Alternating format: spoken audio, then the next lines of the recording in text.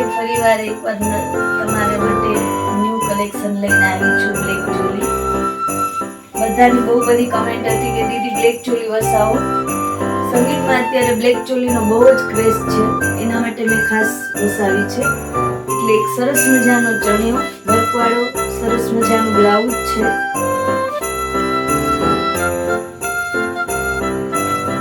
વર્કવાળું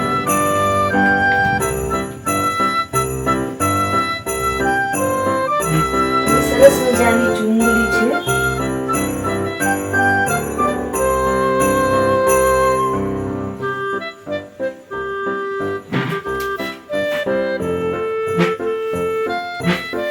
એની સાથે બેલ્ટ પણ આવશે.